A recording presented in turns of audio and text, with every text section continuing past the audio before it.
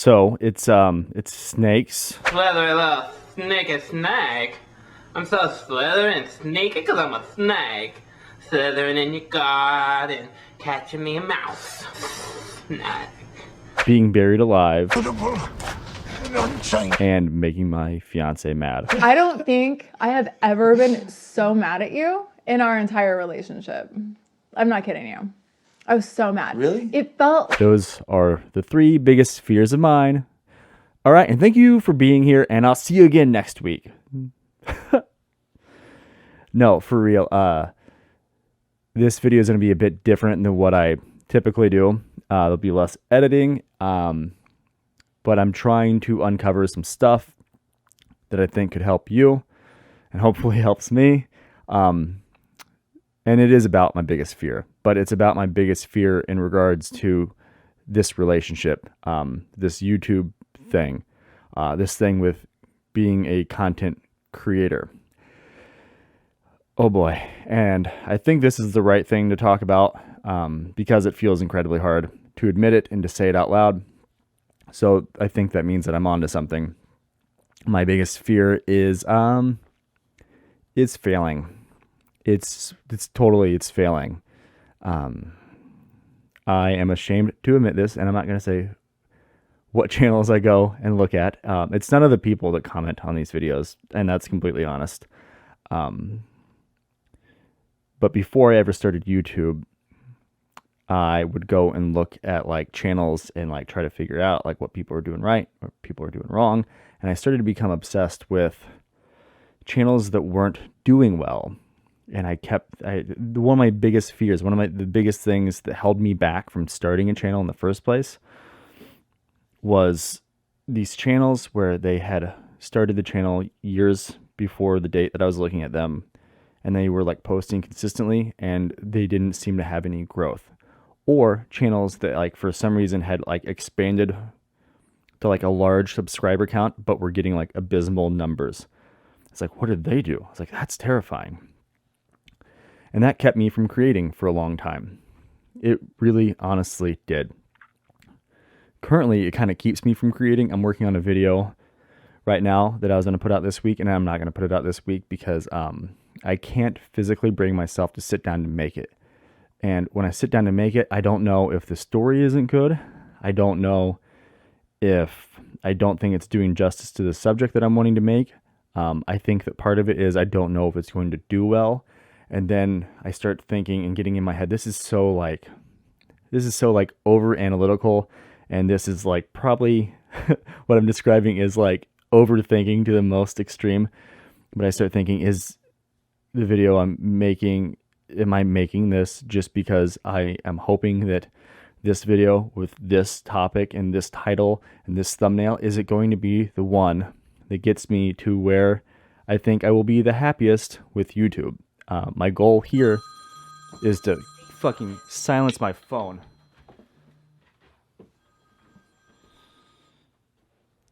Hey Steve, you're in my YouTube video. I'm going to call you back in a few minutes, okay? Oh man, I'll talk to you later. All right, bye. I'm leaving that in. Oh man, I forgot that I took my best friend. I have a do not disturb on my phone always, and there's 3 people, now 4 people. But there are 4 people that are allowed to call and get through. And Steve, my best friend, is one of them. It's so silly. So I start thinking that this will be the video, or this idea is the one that will make my YouTube career. And I know that's not the way to think for long-term success. Maybe it is. I don't want that. I don't want that at all. When I watch like a Mr. Beast or like Eric or these kids that are like genius at marketing and crazy big ideas. And I've even coached my brother with his podcast and like how to like do a big concept and how to package the video and how to title it and like what thumbnail to use to get the most views. And it's been successful. I don't want to do that. Like I want to talk about mental health, and I want to talk about mindsets around personal development that like can make you feel the healthiest and happiest. And I don't know if I've necessarily refined that in a way that I would like to on this channel. But I am so in my head that like I can't be happy. I want to be happy, and I'm so grateful. I literally say to myself all the time, I am grateful for my beautiful soon-to-be wife. My kids are healthy and happy. I have an amazing career that I'm working on, even if like nothing ever happens in this digital space. I'm starting to get clients for the first time that are paying me numbers that I thought were absolutely insanely impossible when I started. And there's like a whole like thing with imposter syndrome in that realm and everything. I am so aware of the perspective that I have on my life, and I'm very happy for it. But the last few days, few weeks, I don't know. Maybe it's like I'm so interested and I'm curious to understand why it is I have this like bubbling sense of like self-identity crisis or something like that, like under the surface. And I think part of it is YouTube. And I'm not going to stop making videos. But I know this is true that when I use my YouTube buddy thing, and I saw that I was like averaging 1 view a day for like 2 weeks, I was like, you failed. And I've become one of those videos or one of those channels where when I would go and like look at the scariest parts of YouTube, when I'd go and look at those channels, I've become that. And that is such a hard thing to say and to realize. Doesn't mean it's forever. Like, honestly, it's so stupid. There's a part of me that's like, well, if you do this video, John, this way, and you talk about your biggest fear, and you I'll screenshot it right now and show you how abysmal I think it's pulled up over here too, how abysmal the YouTube statistic rating is for this title. If you go and do all these things, it's like the antithesis of making it and blowing up and going viral and getting numbers and subscribers. If you do that thing, maybe it'll work. It's such a fucking annoying fucking parasite in my goddamn brain, and I'm sick of it. So I'm afraid of failing. And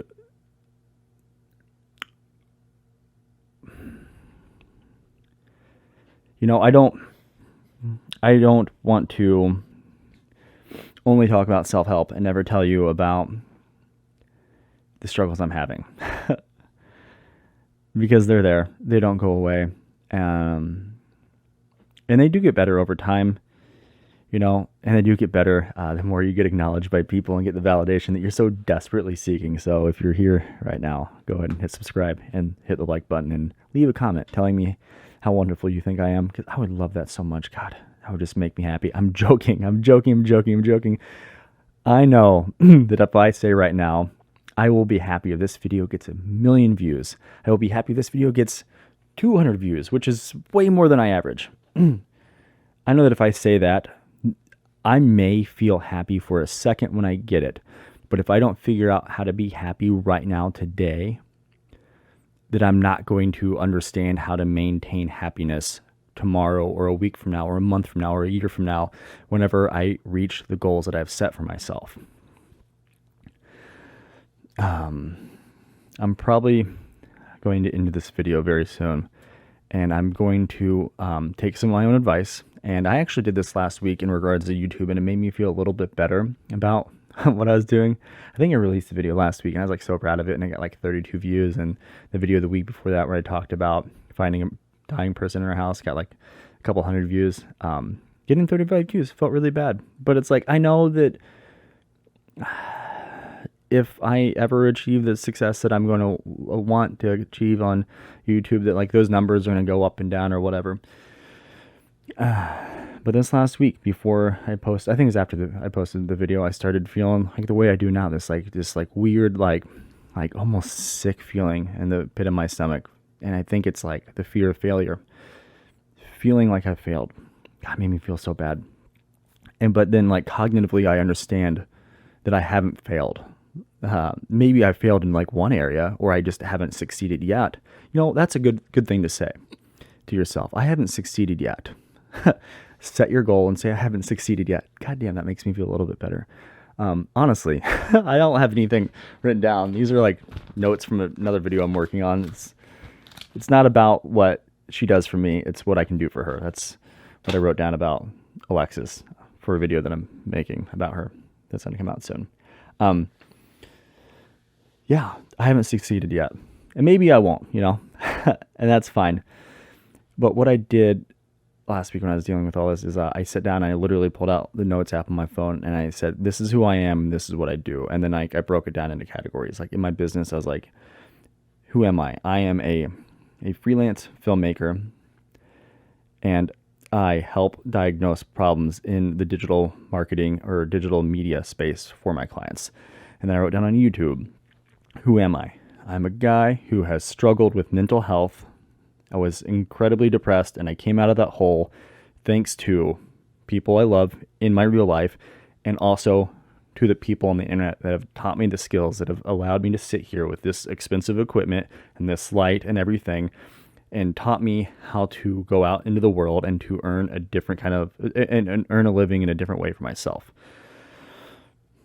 And I want to share that gift with other people via this vessel that's my YouTube channel, where I talk about mental health that can apply to people in different areas of life, not just photographers or filmmakers or YouTubers or whatever.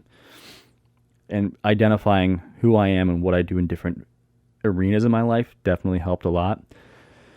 But that feeling, the fear of failure, still bubbles up. And God damn it, guys, I promise you I'm trying to work on it.